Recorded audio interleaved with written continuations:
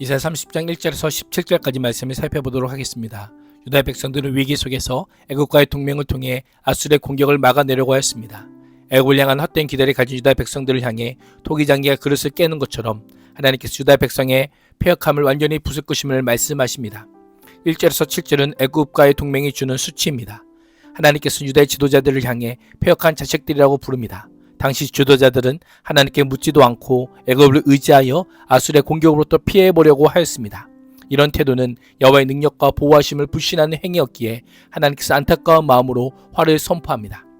패역함이란 완고하여 다루기가 어려운 상태를 가리키는 것으로 성경에서는 부모의 말을 전혀 듣지 않는 완악한 자식들, 완고하고 교만한 태도로 여호와의 규례를 무시하는 자들, 하나님의 말씀을 거역하는 자들, 마음으로 하나님을 배반하는 자들의 모습을 묘사할 때 사용되었습니다.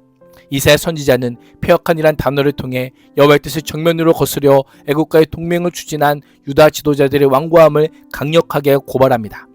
이 동맹은 하나님에 의한 계획도 하나님의 영으로 말미암은 것도 아닙니다. 죄의 죄를 더할 뿐 인간의 완고함이 낳은 선택에 불과했던 것입니다.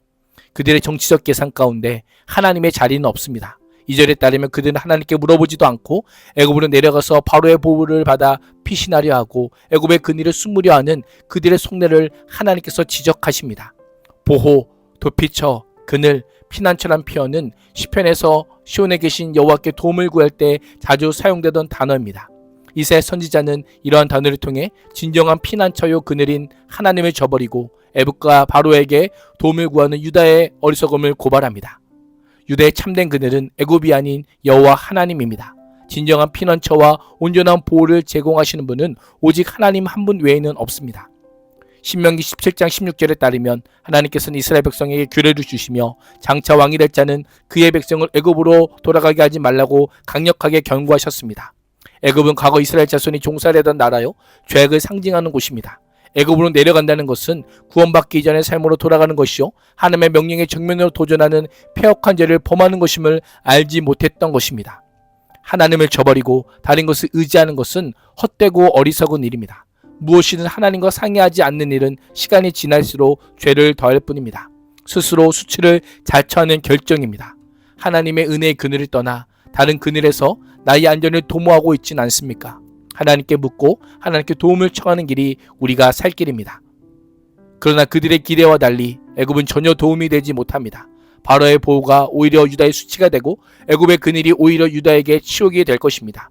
아수르에게 사로잡혀 벗은 몸과 벗은 발로 끌려갈 것입니다. 그럼에도 애굽으로 내려간 유다의 고관들과 사신들은 소안과 하네스에서 바로의 고관들과 사신들과 협상을 벌입니다. 동맹을 체결하지만 애굽은 아수르의 공격을 막아낼 힘이 전혀 없습니다. 애굽에게서 아무런 도움도 유익도 얻지 못하고 오히려 수치와 치욕만 얻게 될 것임을 거듭 말씀합니다. 수치란 단어는 수치란 의미와 함께 우상이란 의미도 있습니다. 이는 수치스러운 일이 될 뿐 아니라 극히 허무하여 아무 도움도 줄 수 없는 우상처럼 애굽과의 동맹을 통해 얻을 것이라고는 아무것도 없음을 강조하고 있습니다. 5절 한 절에서만 비슷한 의미를 가진 수치와 모욕을 반복 사용하므로 하나님을 불신하고 애굽을 의지하는 자들이 당할 비참한 결과가 무엇이고 얼마나 추악한 것인지를 생생하게 보여주고 있습니다. 6절은 네겝의 짐승들에 대한 경고입니다. 유다의 사절단이 나귀에 선물을 싣고 낙타 등의 보물을 싣고 거친 광야를 지나고 애굽으로 갑니다. 암사자와 수자가 울부짖는 땅, 독사와 날아다니는 불뱀이 날뛰는 땅, 위험하고 곤고한 땅을 지나 자기에게 무익한 민족에게로 갑니다. 가나안과 애굽을 연결하는 주요 통상로는 원래 해안길로 하여 날강 삼각주로 내려가는 길이지만 사신들이 네겝을 지난다는 것은 해안길이 이미 아수르에게 봉쇄되었음을 전제하고 있습니다. 이들이 싣고 가는 것은 유다의 특산품이 아니라 재물과 보물입니다. 바로의 호의를 긴급하게 얻기 위해 값비싼 선물을 보내는 것입니다. 절체절명의 위기에서 여호와가 아닌 애굽에 매달리지만 애굽은 도움은 못되고 헛되고 무익할 뿐입니다. 덧없이 사라지는 입김과 같습니다. 유대의 지도자들의 눈에는 대단해 보이겠지만 애굽은 가만히 앉은 라합에 불과합니다. 라합은 여호와께서 태초에 칼로 베고 깨뜨린 원시 괴물입니다. 고대 근동에서 널리 알려진 전설 속의 바다 괴물로 성경에는 종종 애굽을 상징합니다. 괴물이 극도로 무력해져 아무런 힘도 능력도 발휘하지 못한 채 가만히 앉아 있습니다. 패배하여 잠잠케 된 라합처럼 애굽은 무력하고 우스꽝스러운 존재에 불과함을 보여줍니다. 이러한 애굽을 의지한다는 것은 매우 어리석은 행동임을 알려주고 있습니다. 8절에서 17절은 하나님의 말씀을 거절하는 백성입니다. 하나님께서 이사야 선지자에게 유다 백성이 어떤 백성인지 백성 앞에 서판에 새기고 책에 기록하라고 명령합니다. 내용은 명확하지 않지만 글을 쓴 목적은 분명합니다. 목적은 이중적입니다. 하나는 거절당한 예언의 신적 정당성을 후회에 입증하기 위함입니다.